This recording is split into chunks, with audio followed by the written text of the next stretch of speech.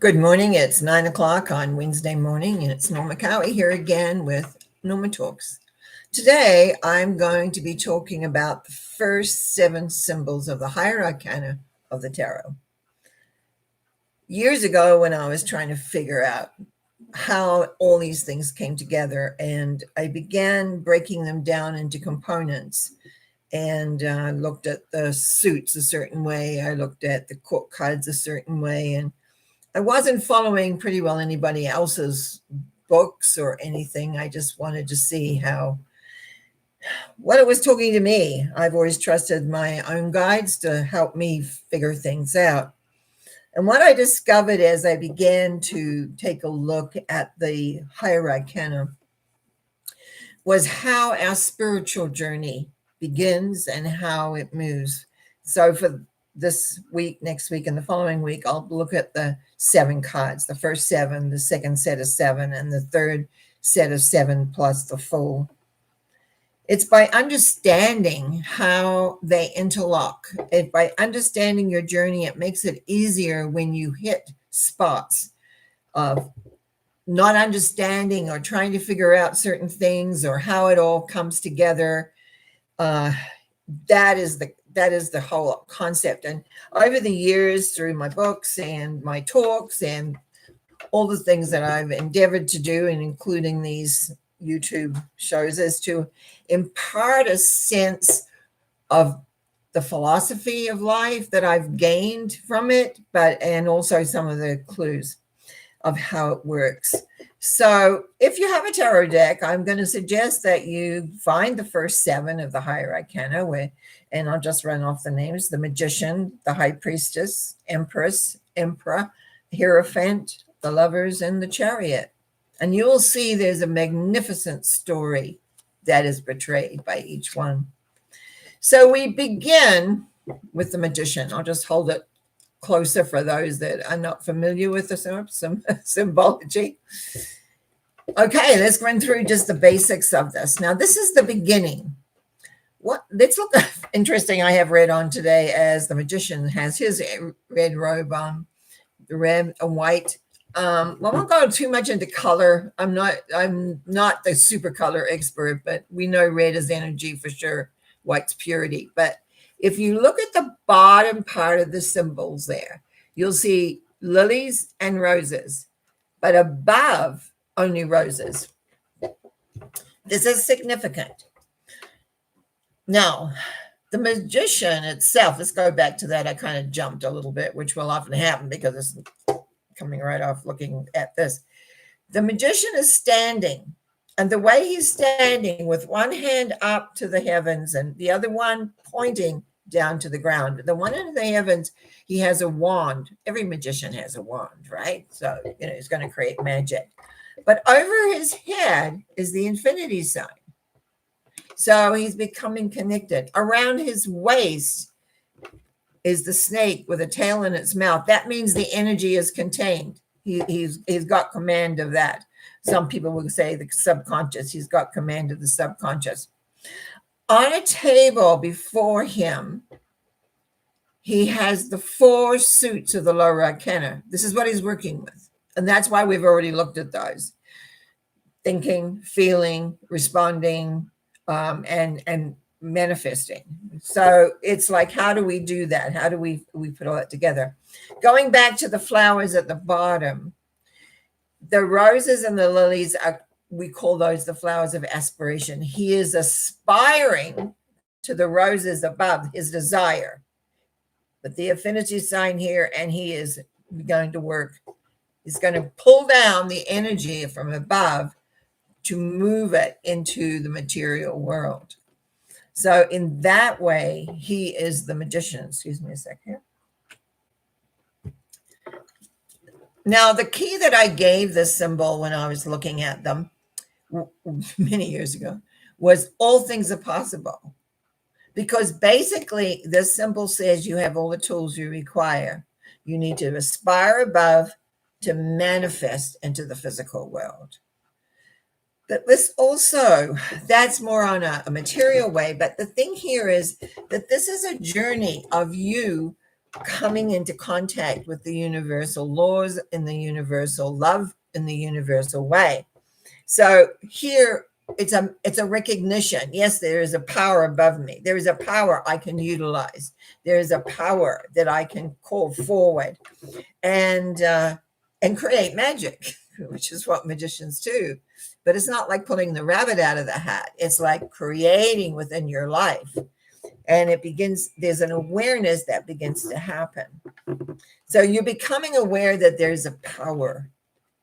So then we go to number 2, the High Priestess. Now, I'll straighten that a minute. The High Priestess is, here you have the High Priestess sitting in front of the river of life. You can hardly see the river of life. It's just a little bit behind it, but it's there. The river of life. If you look at her blue cloak, it's like watering. My hand's in the wrong way. I'll see if I can hold it up with this one. It's melting away into water almost here. Now, the 2 pillars, Boaz and Jachin, they're in the Bible. Their names are in the Bible. To me, when I looked at what their names represented, it was almost secondary characters, but they all have a part. Someone was somebody's father and someone was somebody else. So if you want to look those up, you can. But I want to stay with the symbology here. On her head is a headdress of 3 moons. The 2 quarters and the full moon in the middle. Very simple. She has a cross of equal. They're equal. The cross on the front, there's not like a difference there. They're all equal, showing that this energy is everywhere. It is not saying, oh, just for here or not. But the curtain behind her is made of palm trees, which is male, and pomegranates, which represents the female. So even though there's a female in the High Priestess sitting here, it represents for both male and female. Now, the significance of this symbol and the key that I gave it was choice. We have a choice. It's like we come to this place and we decide, what are we going to do? Because if you recognize there's a force, it was like me when I was young trying to figure out what this word God meant. And when I finally ran into the love energy, I realized, oh, okay, this is it. And it has to be inside me. So it was like, this is where you make those choices. Do you want to proceed to learn deeper? Do you want to go further? Many don't want to. They're quite happy with the basics. Others, like myself, wanted to find out all the ins and outs. So here is where you decide to go into that river, basically, to travel that river, to cross that river. Now, in the old books, they talk about that the river Styx, which is when you die, you go in the river Styx to cross. Then there's stories about the boatmen and things like that. I don't know why I'm talking about that right now, but that came up. So that's how I usually deliver things. So it's like this awareness here of you making a choice. Do you want to move forward or do you not want to move forward? And a lot of people don't move beyond this place. They play, I call it, they just play around and figure out, and they're good at it. I know a lot of people who are phenomenal psychics and mediums that don't care about the spiritual side at all. I came into all this work really looking at the spiritual side of things, wanting to know, wanting to figure out. I guess that's why I became a teacher so much over the years, because I wanted to figure it out and impart that onto others. So here you have, first you use the, so let's have a look at this. In the magician, we acknowledge there's a force that we can utilize, that we connect to. We can connect to. Doesn't mean we will connect it, but we can. Now we make a choice to go deeper. Okay. 2, balance. This is all a lot about balance in the High Priestess. Number 2 is all about balance. Balancing your present, your material world, where you're heading and where you're going. But where does this take us? And that is into the Empress. Again, I'll pull it a little closer. This is the love vibration. Number 3 is the love anyway, is creative, loving, etc. She sits on a ripened wheat, so it's on full bloom. Her dress is also covered in, and we see the symbol actually in several places, it's like it's got the roses of desire, but they made to look like pomegranates that are on the Isis's thing. I have to look at these things sometimes again. Her shield is the Venus sign, and we know that the planet Venus represents love. That is represented in the cushion that she's on. She holds her crown, a scepter, which means she's got knowledge. But look at her crown. The crown is full of the stars of the heaven on top of a laurel wreath of victory. And she has pearls around her neck. They equal the planets. When they made these, which was the late 1800s going into 1900s, the outer planets had not been discovered yet, but it's still there. And what does that really tell us? It tells us that love is the fiber of everything. You see, if you want to grow spiritually, a lot of people aren't interested in that, and I understand that. But if you want to go spiritually and figure out what this whole thing is about, is understanding that the fabric and what you're seeking is this energy of love. Many of you will have heard me talk about the lovingness, the connection to that, the awareness of that, all of that lovingness. So that love is all around us. And as I said, the first time I touched into it was outside, and I was like, I have to get this inside. Now, it isn't always easy to get inside, and it's certainly not always something you don't live in it 24/7, at least, but it's there. Once you anchor it in, it's there and you can access it. It's easier to access when it's inside and that you can remember it. But we've got this thing called a mind. And the mind sometimes really gets into everything, but we'll deal with that in a little bit. But so what the first 3 steps? Now we know 3 is really important because it's creatives. Recognizing there is a force, deciding to make the commitment, because that's a commitment to go look and find what it's going to bring, and then coming into the vibration of love. Now, if you have if you have a box of something, we'll say, I don't know, I'm showing a box, so I'll say a box, that it's full of, even if it's air. If we put something in that box, the air does displace, or we have to empty out of the box and put in. So when we're full of worry, concern, anxiety, we're concerned about that, even though I know because I use it all the time in my work. Love will transform energy. But it's like most people, when you start, you don't know that. You don't know that. But it's like the desire from the one of the magician, the desire to know is that you will begin to clean out all the bits and pieces that are there so that you can have access to the love energy, that there's room for you to touch into it. And every day, sometimes I go home at night and go, oh my goodness, I could have applied a whole different thing in my vibration if I had not got tied up with what people were saying, but just stayed in the love, because we forget and we're human, and we need to be very kind to ourselves about that. But it's about learning it. And in the beginning of learning it, it often is like we forget it's there. It's an energy that's there, but we have to find it. We have to anchor it inside. We have to find it. But does that always happen? No. Because our 4th card is the Emperor. Now look at the Emperor if you haven't seen it. A long beard, meaning time. He's got armor on his legs, so he's had to fight in his life. He's sitting on a... I should have looked up the book. I don't always think of it. On the heads, I think they're goats, but I'm not sure. Maybe they're rams. Heads. But anyway, it's all about stubbornness and setness. And now this is experience, and I'll just hold it up back here because it's a little easier for me than reaching. Have you ever got cynical? Have you ever got sad?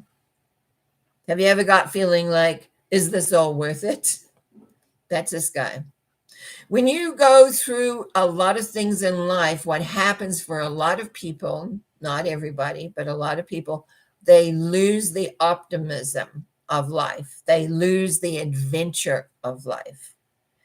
They they become cynical. Now, this has a lot to do with the Mars, the warrior, fighter, Mars.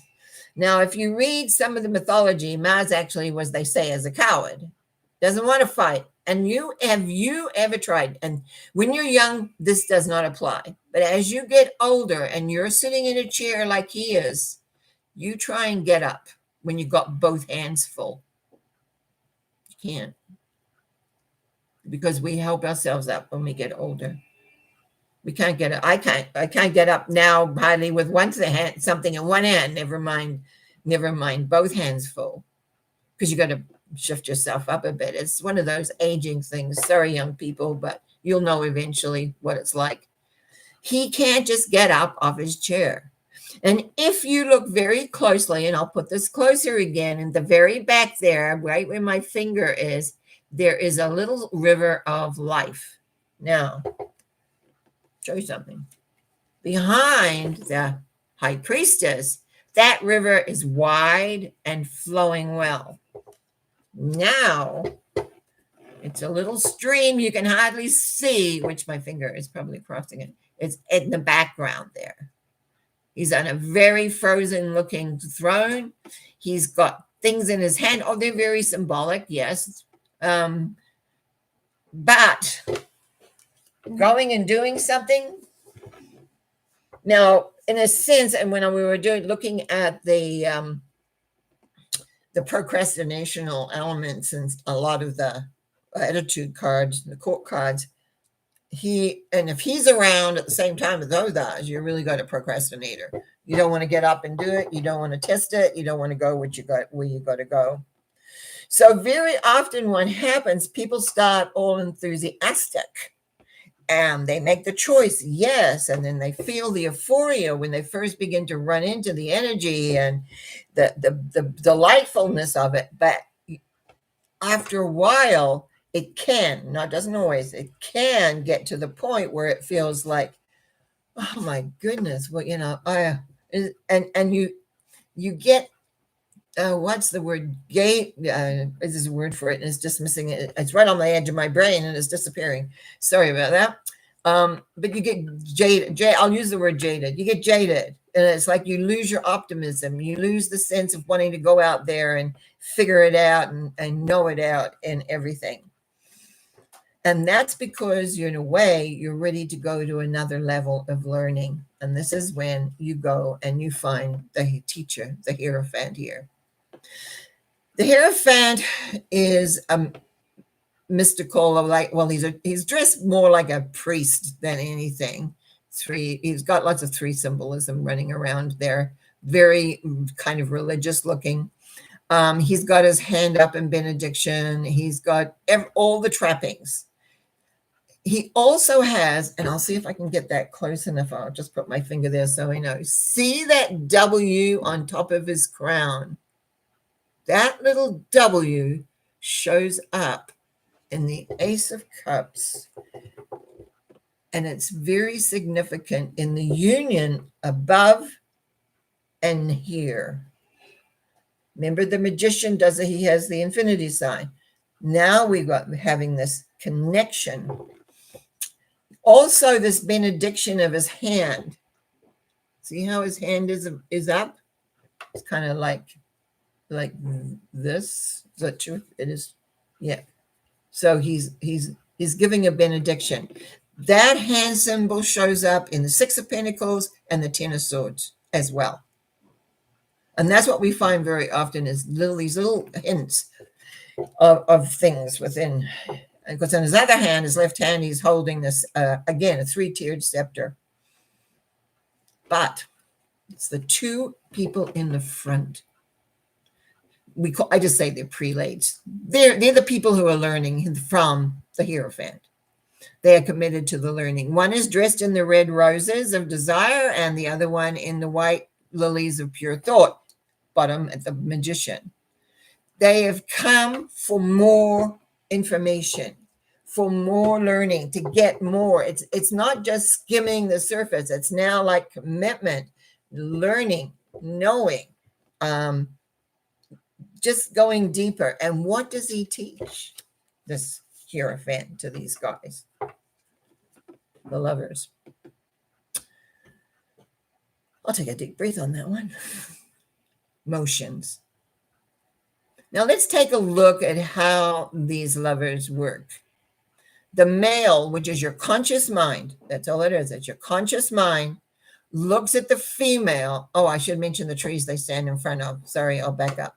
I do this off my top of my head rather than read from a book, you know. The man stands in front of the tree of knowledge. He's looking at the female who stands in front of the tree of good and evil, basically. The snake is in there. That's emotional. Between them, there is a pillar down, a sort of a little mountain in between them down here at the bottom. But there's also clouds, the clouds of illusion, the clouds of whatever. And then above is an angel with a purple sort of what we could call a robe around her neck. She's got wings, and behind that, the sun, but she's giving a benediction to these two. This is a very important step. And I find a lot of people over the years that I've run into never get it. Conscious mind must go through the subconscious mind to get to the superconscious mind and the force beyond. So I'll hold it with this hand and I'll show you. Conscious mind must go through the subconscious mind to get to the superconscious mind to be able to get to the source. And what does that mean? What that means is that you can't, I found a lot of people, and I started trying to find my way. They wanted to go direct, but you've got to learn what's in that subconscious mind. Your subconscious mind has your past lives, it has your beliefs, your attitudes, it has the decisions that you made that you keep representing into your life. You must understand that and be able to make room to be able to move through that to get to the connection, because there's three minds. Remember, things come in threes. We have a subconscious mind, we have a conscious mind, we have a superconscious mind, which is up there knowing. But what happens is that people want to do a shortcut. In a way, there's no real shortcuts. Oh, there's things we can teach that help you move faster, that can get you to where you want to go and get that sense of knowing and completion and awareness. But the longer road often is the one that gets you there, so that you are able to bring yourself into unity. You bring yourself into a unity of awareness and you can connect, because otherwise you're running around. Your subconscious is powerful. And I don't want to give it all the power to that, but it's powerful in the sense that it's all what you've accumulated. And that's what runs your life, unfortunately. Oh, yes, you're aware a little bit about what your conscious mind is thinking or saying. But until you bring a balance to those two and you use the power of the subconscious to get where you want to go. Now, some of you have heard me say in some of the talks recently is that one of the reasons when I came down with last year with this cancer thing, and I went, how did I create this? It showed me how that it was in the subconscious and a belief that I had, and that I could, how to work to clear it totally. Not that it's totally gone yet, but it's getting there. So it's like knowing that subconscious is your power, but it should not rule you. Anyway, what I was saying, it taught me, it showed me how to actually change it. And I've been working with clients with that, and they're having good results, of which I'm very happy about. So sometimes when things look terrible, when you really believe and trust, then, it's like you do, you just be who you are and be as happy as you can be and go ahead. But this stage of the lovers, okay, So first of all, let's go over this. I'm going to stop at the lows for a minute. The magician, recognition. Oh, there's more. There's more things for me to work on. There's more things to understand spiritually. High Priestess, I make a choice to learn that. I'm committing to that. And that's the commitments card. There's another level of that, which we'll look at next week. The commitment. You commit to learn. And what do you learn? Love. Universal loving energy. Not human love, that's nice, but the universal loving energy. Total acceptance of you. What's and all. Never worries that you're just loved for you. But we get tired. We don't continue doing whatever we're doing. Sometimes affirmations, thinking, whatever, meditating, all those things. We begin not to do that. And when we get stuck, good old Emperor comes along. Oh, I'm fine. I have, I've had all this knowledge. I have this knowing. I know exactly where everything is. But there's another level. And that's where the Hierophant comes in. That's where the Hierophant. Sorry, I'm bumping my table again here. I'm going to have to do something about that, I guess. I'll think about that another day. And then what we have here, the Hierophant is the teacher on spiritual matters to teach how to get to the next phase, because you must understand you. Understanding you doesn't happen overnight, doesn't happen a week and a month or even a year. Sometimes this phase takes a long time. I can attest to that. I was lucky. I ran into the tarot very early, and it helped me through many, many years when I had children, working, balancing everything. I was able to read and be able to find out what I may be experiencing in life. And then when we have the understanding of who we are and accept all of it, not reject any of it, but transform it, yes, but just work with it, we become number 7, the Charioteer. Now, let's take a look at some of the symbology. On his head is a star. A star has a certain light. It has its own light. It's not the sun, and the sun is always brighter than it, because without the sun, we wouldn't be here. But the star has its own light. When we look at a star out in the sky, we're seeing its light. So he's crowned by his own light. He has a canopy over his head with lots of light. He also has armor. So he's preparing for the fight of life. He has a spear, and he's in a chariot where in front of him, he now has a black and a white. Remember the pillars of the High Priestess? Well, now he has some sphinxes that are ready to go off. He's got wings, and he's got a little thing. Again, male-female representation down in the chariot. And he's leaving his town, that which he has created up until now, behind. He's got on his shoulders, very interesting, those are from the theater.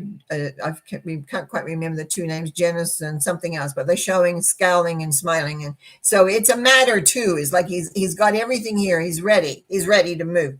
The thing is, when you're looking at these first 7, nothing is moving. Each one is an absolute definite step. Nothing is significant. He's ready to move out, to take what he's learned from the Hierophant out into the world, as we will see in the next 7, which will be next week. When you learn something, how do you put it into real life? How do you make it work? Because often we are ultralistic. We kind of expect everything to be great, and we get out in the real world, and the real world comes along and rubs against us, and we have to deal with all these other things going on. And this is where your philosophy comes in. This is where you learn. This is how you learn where you're holding beliefs or attitudes and judgments, in particular, judgments, saying, this is how it's supposed to be. I had this teacher, and they said, do this, do this, and everything will be okay. But the teacher doesn't have the same subconscious as you do. It doesn't have the hurt, the pain that maybe you've gone through. It doesn't have all those other things. You're always on your journey. Yes, there's people along the way to help you. That's for sure, both in physical form and non-physical form. Part of this first 7 learning is learning about yourself. And when you have the basis of learning about yourself, then you step out into the world and you learn more, a lot more, because it's in your face. But you also grow so much more too, in a bigger depth, in a whole different way. So what are is there a most significant card in these 7? No, there's steps. They're like you're on a journey and you're stepping. You're becoming aware. I mean, I was so fortunate that I was 20 years old, I think, when I ran into the tarot. And I had a teacher who had devised this new method that was really psychological rather than just event oriented. And I studied for 3 years, having 2 kids in between times, studied off and on with him for 3 years. And then I went and started learning a lot of other different things. But I always utilized this because it gave me an anchor to find out what was happening, because I couldn't see always what was around me, and I had to work, I had kids, I had a husband, eventually ran businesses and everything. And if I felt a little stuck, I'd sit down and do a little reading for myself and go, oh, okay, this is what I have to do now. So it was like having this wonderful tool, because that's what it is, a tool, a life tool. But I also really, when I started writing books, because I was teaching this, and I started writing, they wanted a book. Then my class, the first class said, well, we want what you say in a book. So I had to sit down and I started writing my first book. I was like, they want me to write a book? Oh my gosh. Okay, I'll write a book. So I write, well, I've got 3 of them on the tarot now. But anyway, and plus many other little booklets around along. When I learned something, I would put it into a book form. So think of your journey, of how far you've come, how you realize how much you have there. Like the magician really says, you've got it all. It's all here. It's up to you. You create, you go after your desires, you go after what's there. But there is this connection. This affinity sign above the head shows the connection to the power, because there is a power. But you make the choice. And that number 2, High Priestess, you make the choice. You make the choice to go deeper. You make the choice to go further. You make the choice to commit. This is always about when I see the High Priestess, I know it's always about commitment. Are you committing or are you not? Because a lot of people come to this place and they back away. They're not willing to make the commitment. They're not willing to put in the time. They're not willing to do whatever it maybe needs. Because really the first thing you got to do is balance yourself out and work towards this love force. How to find this love force. Took me years to learn, to touch into it, really touch into it, and know it was real, and know that it needed to be inside, not outside. A lot of people touch into it and it's still outside. If ever you touch into it, wherever, meditation, exercises you might be doing, and you feel it, just breathe it in somehow. Learn to breathe it in so that it's part of you. And please be aware, like in the Emperor, don't get tired of the hassle of life. Because it is a hassle. There's all sorts of things happening. Like, all of a sudden you can't go see people. Or you can't do this. Or you can't do that. Or, out of nowhere. And so it's like learning to adjust in a way. And that's where I think the Hierophant comes in handy, is because they're there to moderate. They're there to teach you that you have the answers. The one thing I forgot to mention is I'm looking down at the Hierophant now, these Ys on the back of the prelates, because spiritual knowledge creates a yoke. Spiritual knowledge gives you knowledge that's different from any other knowledge, but it is a responsibility. It is a responsibility to what you have as to how you use that knowledge, how you put that knowledge to work, how to be responsible with what you know. A lot of people, I met a lot of people out there that have a lot of tremendous talent, but have no sense of responsibility of it. Yeah, and it's something to remember to that knowledge means that you're needed to be responsible as to how you utilize that. And also remember that your subconscious mind, this touches in here a little bit on the subconscious mind. We get to see later on much more of the fullness of that. But in the lovers, it really tells you is that the journey is through that subconscious mind to get to the top, to get out of the clouds. Because otherwise, you've got two things. The mental mind always chatting away in the background saying this is this and that's that and this is what you should do and this is what you shouldn't do. The mental, you've got to corral that. You've got to make sure the mental is working for you, not against you. And then the understanding the subconscious is your power. It has power to propel you up into the superconscious, where you'll feel, and the words I'm going to use here, you feel the grace of God, or the angel, or your guide. Someday I'll talk about my journey with my guides over the years. And then you're ready. Okay, I'm ready. Let's go. Let's go out there and do what we know to do. Because a lot of people, you study and you can study for years. And I got thrusted out really fast, but a lot don't. They study, they get themselves aware, and then when they're ready to do, because that square on front of the Chariot is just, I forgot to mention that too, all these little symbols blazoning away right in the middle of his chest, a big square, because he's got his foundation. This is his foundation. He's now ready to move forward. He shines by his own light. He knows what he knows. But we really don't know what we know until it is tested. And the only way to test it is out there in life. Doesn't mean we always pass the exam either. Sometimes we have to double back and relook at where we're at and what we're doing. But it is an adventure. So that's the first 7, is really like getting the basics done so that you can begin to go out into life. I was going to say and play. It may not feel like playing sometimes, but that's basically what it is, because you have the knowledge. Now we got to test it. And what's going to happen then? Next Wednesday, I will tell you what's going to happen. I'll show you what happens actually.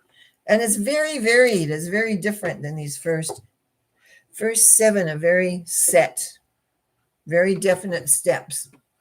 So if you have tarot cards at home, set them down, the first 7, and look at them. You may have a different deck which has different mythology in it, but take a look. What is it actually saying as a journey? That's what I looked at. And one of the things I teach is first things to look at if you're reading, joining words, and, but, maybe, therefore, perhaps. I don't like really using the word perhaps, but it can be a joining word. You want to write out what that symbol means to you, and how do you join it to the next symbol? That's the secret of reading, actually. You're making a story. You're a storyteller. These symbols have a story. The other person who really wants to learn and know, and maybe get closer to God, or get closer to the love force, whatever.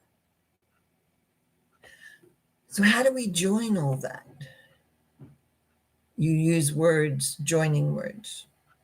Secret of the story. How do you go from here to there? You go in steps and you join them. So think about how, in the beginning of your own spiritual growth, your own spiritual awareness, what did you learn? Did you come to really realize how strong your subconscious, how much information it has? You've lived many times. You wouldn't be interested in spiritual matters if you hadn't lived many times. You've had lots of experience, but the key is, that I know now, I didn't know in the beginning, what decisions did you make about things? because those decisions came with you. And that is why very often you repeat the same thing over and over and over again. Although you think you've changed, because that basic subconscious decision has not been changed. And that's what the delight is. I went in, actually, I think last week, and did a little bit more of my own deeper subconscious work, because I had something I could hang on to go look. And yeah, it made quite a difference to a large degree. So, and for those that are interested, my arm is, I'll tell you what, on next Monday, I'll tell you the whole story of this one. Because that we're in mental mind treatments, we do answer the questions and we do take a look at and think. And I had a great question on Monday night about not being in your body and how to get there. So, we never know what's coming up. I always say, if some people sometimes, can I ask a question? Go to Monday. Monday, I do that. But it's like, it's amazing sometimes what we will find out when we just get ready to look, or I look for them. But it's an awareness factor. So anyway, I want you to look at those 7. If you've got a tarot card, I'll put these will go back in, and we will look from 8 the next 7. Oh, that is a very learning pattern for sure. And I'll enjoy doing that trip with you. But anyway, thank you. I will be back Sunday with a Sunday thought. And before I actually ring off, I will address the people who left comments, because they all know I like to see the comments. And thank you. Thank you for listening. Thank you for supporting. Quite a few people actually lately have just been subscribing. If you're a new subscriber, welcome. We welcome you into this personal channel of mine that I do my best to, it's not entertainment really, believe me, but yeah, some people say it is. I'm just enjoying what I'm doing. And I have to give, if it wasn't for COVID and the restrictions, I wouldn't be here. I'm sure I would be still teaching in my home and still doing all those things. And here I am. And I love it. It gets me up in the morning. I have to get dressed. What am I going to wear today? All the little things that makes life fascinating and interesting. So I want you to have a great time. And I want to thank Lisa Marie. Good morning to you. It's his person. It says, hi, I'm looking for love, and we'll find it. Lights a question. Ask on Monday. Come into the Monday show, 7 p.m. Yvonne Olson says, good morning and thank you. I appreciate these. Believe me, Lisa Marie, we just moved and I found your tarot book. I got it years ago when we met in Chilliwack. Gosh, yes, that's now years go so fast. CC99, thank you for your hearts. And the comment that this was excellent. Thank you. I do appreciate them, because otherwise I'm just talking to myself in my room here. And Lisa Marie again, looking forward to the Saturday training. Yes. Oh, by the way, if anyone wants to, I'm doing an hour training on how to make sure when you say your affirmations, you get the best out of them. You can contact me through my website, which is just normacowie.com, and if you'd like to come, I have a few spaces left. See you. Okay, bye. Have fun. Enjoy.